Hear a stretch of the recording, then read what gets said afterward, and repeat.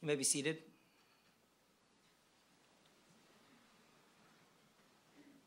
If anybody would like to, there's still some seats, a few places around the room. If anybody would like a seat. At this time, I would like to remind everybody to please silence all cell phones or entirely turn them off for the duration of the service. Before all of you arrived this morning to greet the family, the mourners, participated in the most ancient form of mourning that the Jewish people practice, and that would be the practice of tearing kriya, of tearing our clothing.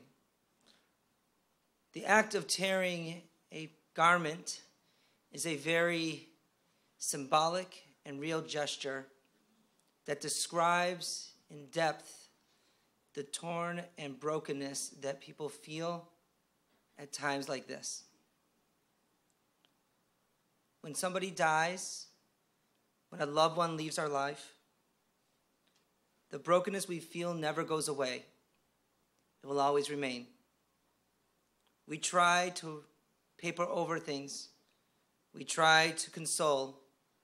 But the reality that death leaves us broken is something we need to learn to live with. And that is the truth today. And when we tear kriya, when we tear our clothing, we acknowledge that truth exists. And the truth is that life is far too short, and we must learn to live our lives with meaning and spend our days doing things that we find meaningful, surrounded by people who bring beauty to our lives. It's for that reason that when we accept a loss, we say the following words, which I'm going to ask you to please repeat after me. Baruch, Dayan, Ha'emet. Praised is the judge of truth. Adonai natam v'Adonai lakach yehishem Adonai mevarach.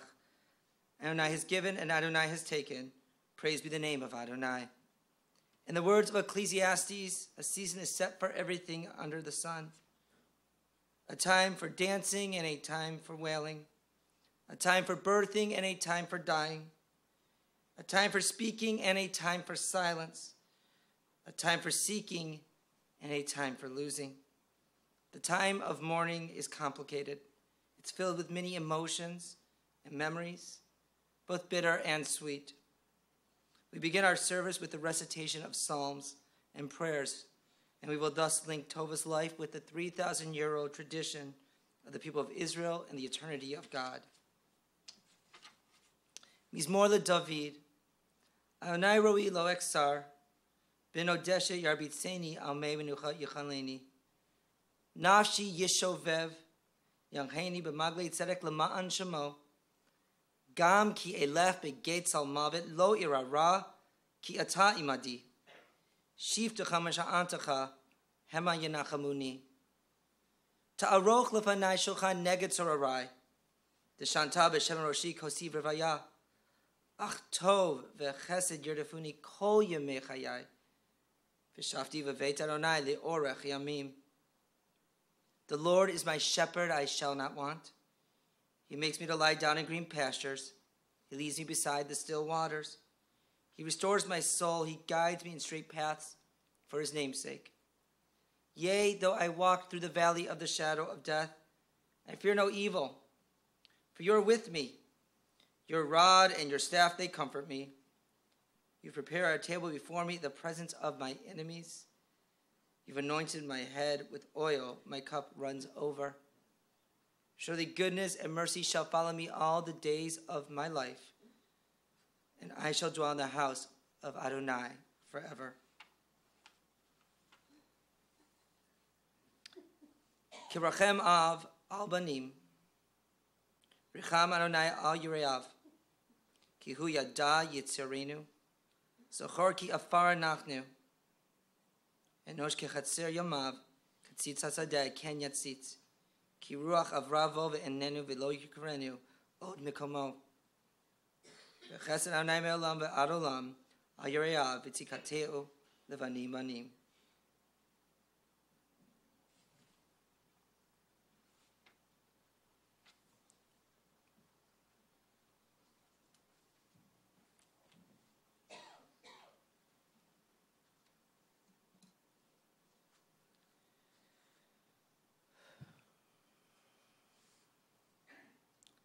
You with the sad eyes. Don't be discouraged. Oh, I realize. It's hard to take courage. In a world full of people, you can lose sight of it all, and the darkness inside you can make you feel so small. But I see your true colors shining through. I see your true colors, and that's why I love you. So don't be afraid to let them show your true colors. True colors are beautiful, like a rainbow. Show me a smile then. Don't be unhappy, can't remember when I last saw you laughing. If this world makes you crazy and you've taken all you can bear, you call me up because you know I'll be there. And I'll see your true colors shining through. I see your true colors, and that's why I love you. So don't be afraid to let them show your true colors. True colors are beautiful, like a rainbow. There are no words that are sufficient to address the sorrow and the pain of today. Nothing will be adequate to sum up the emotions, and nothing will come close to realizing the hurt.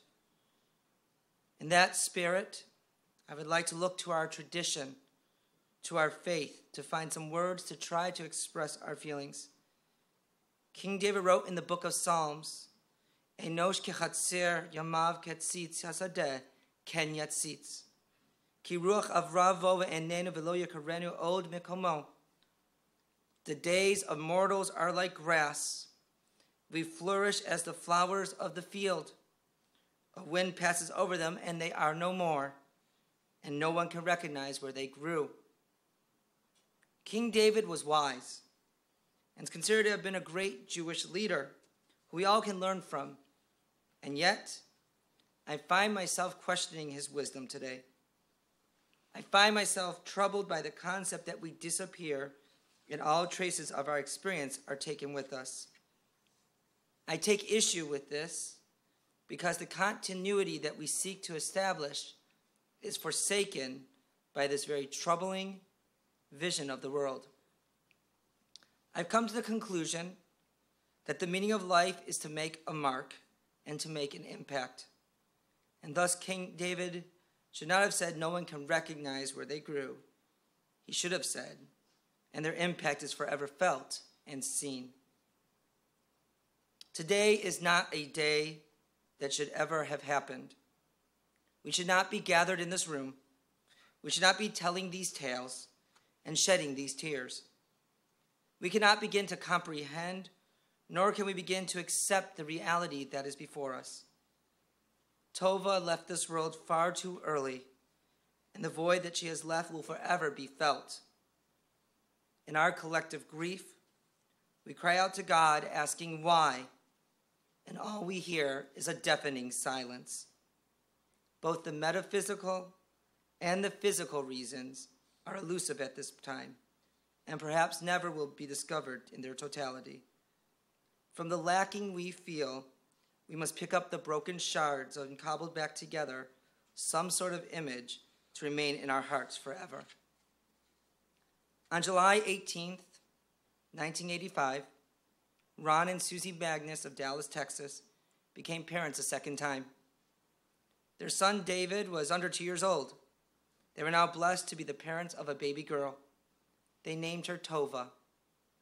They would live in Dallas until Tova finished the 3rd grade, and then Ron got a new job at the University of Wisconsin, and so the Magness family moved to here, to Madison. She started 4th grade here, and she also picked up a hobby in competing in the 4-H events. Tova graduated from high school in 2003, and then moved to Arizona to study at the University of Arizona. She studied there for 2 years, and then moved back to Madison to pursue her passion of working with animals by attending classes at Madison Area Technical College, where she would earn 2 certificates in vet tech and animal lab tech. She would ultimately obtain those certificates in 2009. Almost immediately after she returned here, she began to work for Covance. That was in 2005. And there was a guy who she really liked that worked there. Trygve was a bit older than her and had been working there as an animal technician. The two began dating, and eventually in 2007, Tova moved to Waterloo to live with him. Tova began to study at Globe University in 2010 to finish her bachelor's degree, and did so in 2014. In the meantime, two major things happened, one great and the other tragic. Trig and Tova married on September 13, 2010. That was the great event. But then she was injured while at work, and this would lead to her needing back surgery and a change of career. She went from working with animals to working at a place named after one, Great Wolf Lodge. In 2015, Tova began the hardest work of her life, and also the most important work at the same time. The reality is that the hardest things in life are almost always the most meaningful things. Tova had spent too many years of her life battling an ugly demon that she could never shake, addiction. In 2015, Tova made a decision that she had had enough and was done. She started to work on the road to recovery and spent the last years of her life healthier than ever before, and because of that, she was happier than ever as well. Trig, Ron, Susie, David, and Laura want to convey to Linda Bogstad just how much gratitude they have for her and the way that she guided and mentored Tova on this impossibly difficult path of recovery. You were more than a friend to her. You were a guide and a mentor and a life vest in a stormy sea. A prayer. Grant me the serenity to accept the things I cannot change, the courage to change the things that I can, and the wisdom to know the difference. These words feel so right for today. They are the ultimate in confronting that which we do not want to deal with. They're the ultimate in teaching us how to move forward in a world that we do not want to live with. These words paved the way for Tova over the past years of her life, and I believe they will pave a way for all of us, for all of you as well. But before I explain that a bit further, let me make one thing crystal clear. Tova was a person who happened to have battled a disease. She was not a disease that battled a person. It would be wrong and degrading to think of her in any other way. Addiction is not her story. It is a part of her journey. I simply want to use this prayer today as a guiding light to all of us. When it comes to Tova, we cannot change the reality that she has left a hole in all of our hearts by her absence.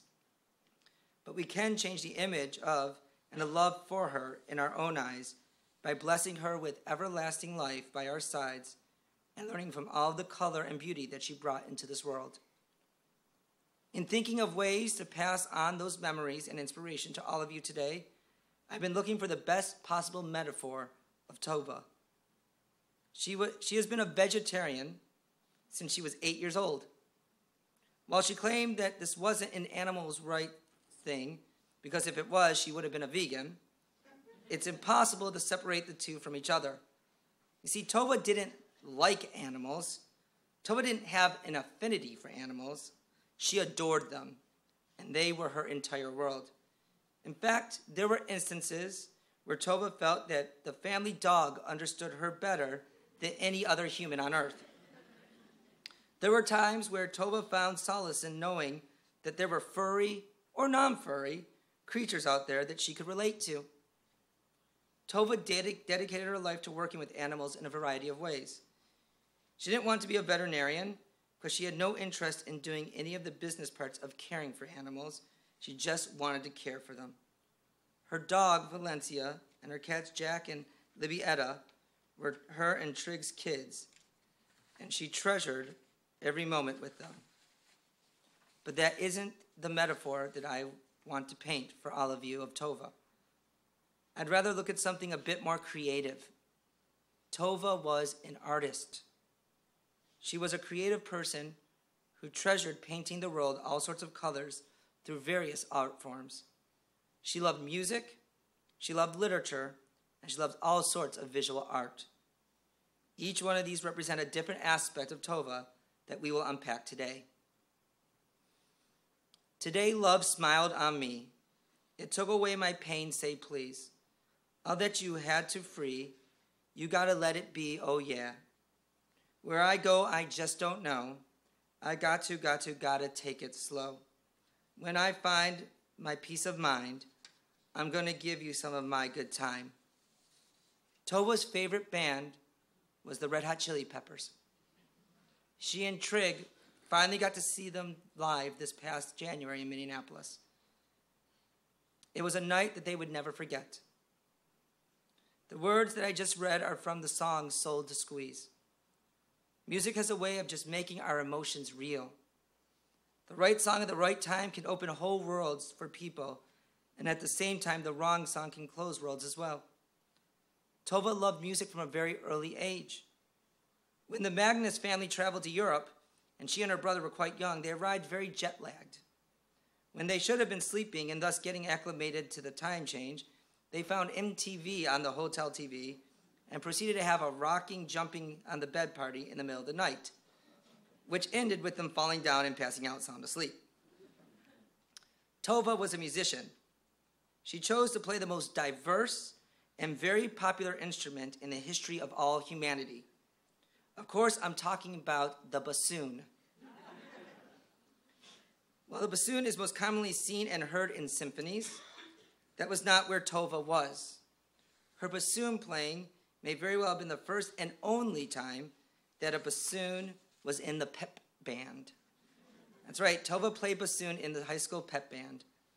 Her director taught Tova a very important lesson when she expressed interest in playing bassoon. He asked her if she knew who Gladys Pipe and the Pips were, and Tova said yes. Well, he explained, if you play bassoon, you will always be a Pip and never Gladys Pipe. Tova had no problem with that, because she understood something that too few of us ever truly appreciate. The world needs people who are in the symphony and not just soloists. Too many people seek to be the star, and few see the true beauty behind being a part of the group making the magic in the music. But beyond the appreciation of being a part of something greater than herself, I believe music provides us with one other major aspect of who Tova was.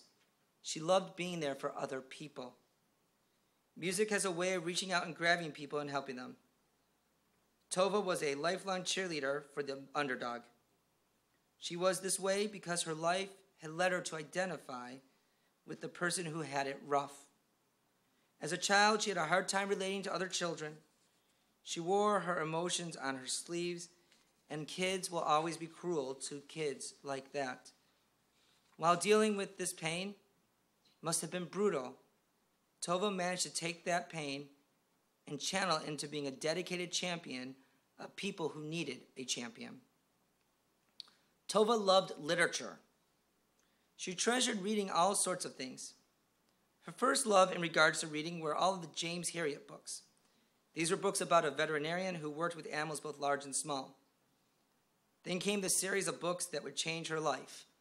Okay, maybe it didn't change her life, but it became her new obsession. Tova found some connection in The Boy Who Lived, Harry Potter.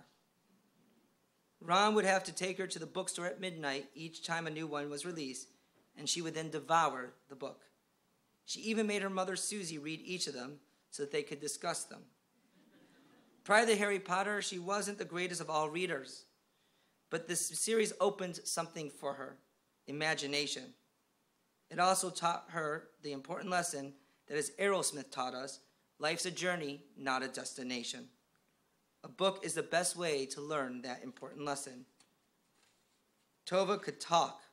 She had the ability to just latch onto a person and talk to them. Trygve, you mentioned that this was when you realized you loved her. The two of you sat in a car until 4 a.m. or even later just talking. That night, you fell in love with Tova. Of course, the other side of this story is quite comical, as Tova brought out the talker in you. Prior to Tova, you were not a person who liked to talk at all. When co-workers at Covance noticed that you were talking more and more and more, they realized that you were in love, and they figured out that Tova was the girl that you were in love with. You see, Tova was an extrovert, and as such, she was not shy at all. She would talk to anyone and everyone. When Trygve and Tova were in Tampa this past summer to visit, while her father was in the hospital having heart surgery and recovering, they spent a lot of time in the waiting rooms at our major hospital in Tampa. One day, Tova noticed this one man was sitting alone in the waiting room while his partner was being treated. She began to engage him in conversation. The conversation centered around his pets. This random act of kindness while she was learning about his story turned out to be a blessing. The nurses told her how she did an amazing job of distracting him while his partner was being treated for numerous emergencies. They asked her how she knew to talk to him, and she responded that she saw he wasn't talking, and so decided to engage him. She decided to find his story and bring it out. Her love of bringing out stories was also in full display in her last favorite set of genre of literature, books about addiction and the stories of the people. She treasured these stories that she read time and again because it allowed for her to see herself in the world, and it also allowed for her to learn more about her own journey. Tova's story could not be complete without her time in AA because it afforded her the opportunity to live life anew and refreshed. It afforded her the chance to live the best year and a half of her life in the past 15 or so years. She was committed to her recovery and the recovery of all those around her. That was her story, and that was her life. The last type of art is the single most appropriate to remember, Tova Rue.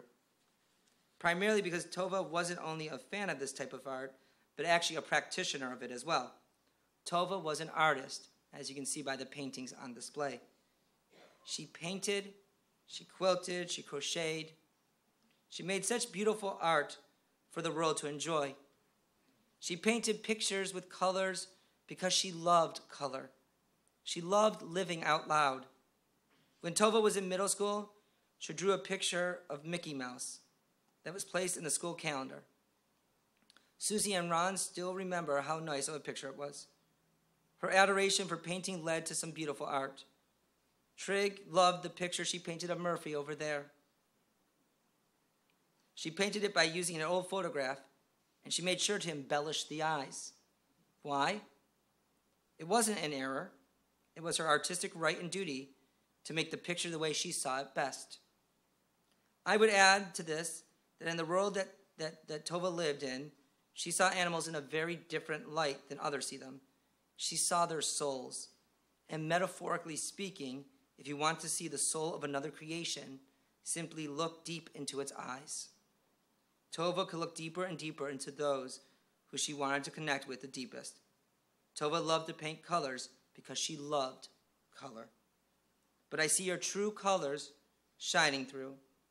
I see your true colors, and that's why I love you.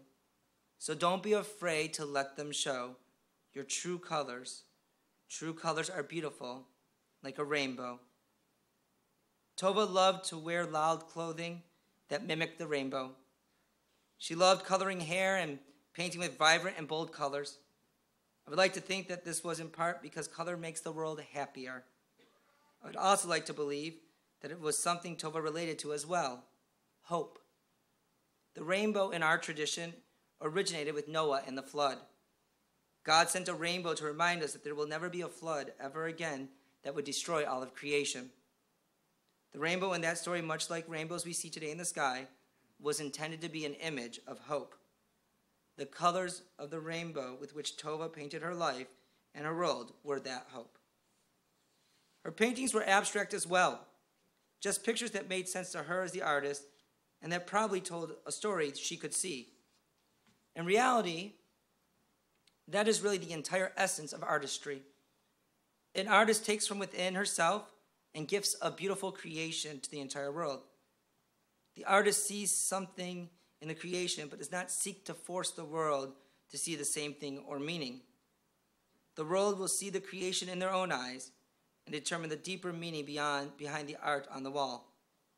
Every person here has had a different relationship with Tova and saw her through differing viewpoints. As we move forward,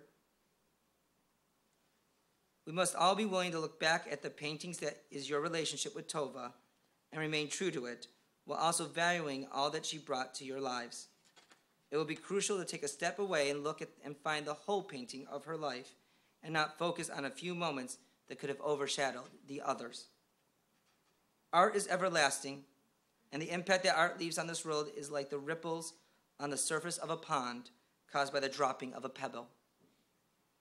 The impact could never be known because it is so deep and vast. Tova's impact will continue to be felt in all of your lives. Trig, the two of you shared 12 years of your lives together.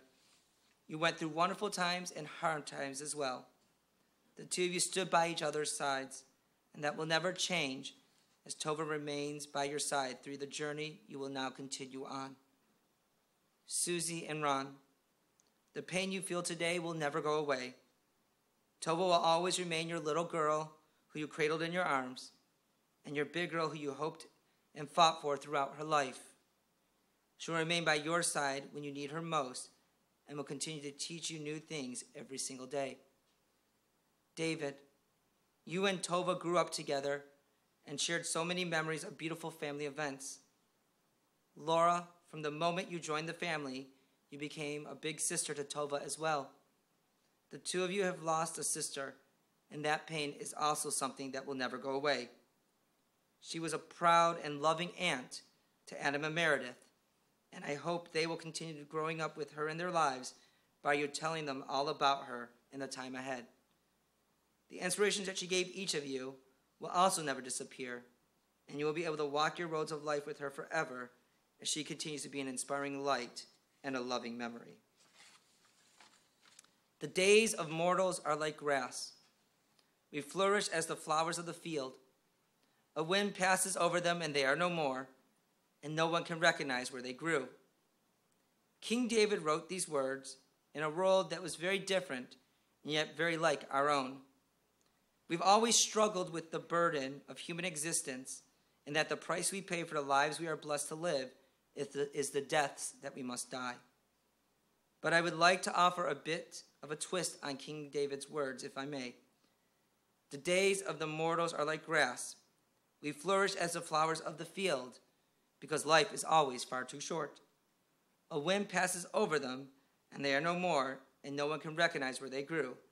That is, of course, unless we make an impact and change at least one life, then we will never disappear. Tova has left a lasting impact.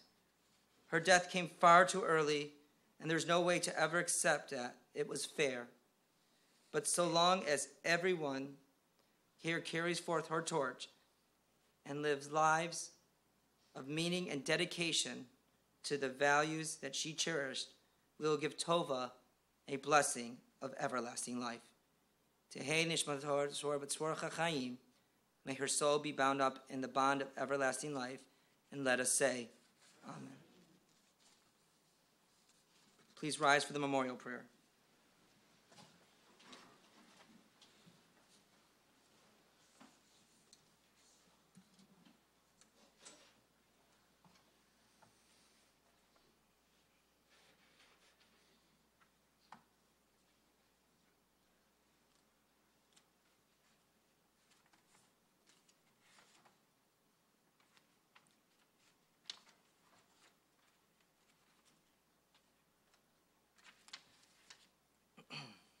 El malei rachamim, shochem bamromim, hamitzei menucha nechona, tachet kanafei shchina, b'malot kedoshim atorim, kizora rekia mazirim, and nishmat, Tova Myra bat Ruvain Halevi, v'zima zisol, shalcha liolama, b'gadet ente menuchata, ana b'harachamim, Hasireha b'seter kanafecha leolamim, Utzwar b'tzwar chachayim et nishmata, Anai hu nachalata, V'tanuch b'shalom mishkava v'nomar, Amen.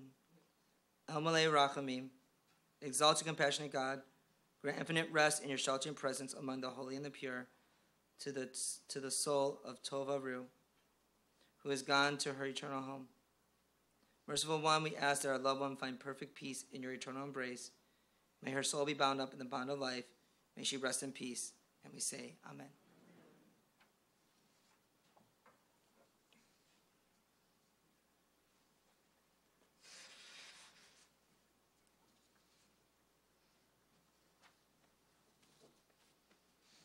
I'd like to thank you all for being here today. At this time, we will be bringing Tova to her place of rest at Sunset Memory Gardens. At this time, if you would like to join us at the cemetery, we are going to ask you to step to your vehicles and please place on your bright headlights and hazards, okay? We will have somebody place a funeral flag on your vehicle, and we will go in procession from the funeral home to the cemetery. What we ask is you allow the lead car to follow the stop signs, stop lights. You do not have to do so behind us. Just stay close and be cognizant of the person in front of you and the person behind you, okay? Once we get to the cemetery, we can give further instruction from there, okay? At this time, we will be bringing Tova's casket into the foyer area where we will call for pallbearers. Thank you.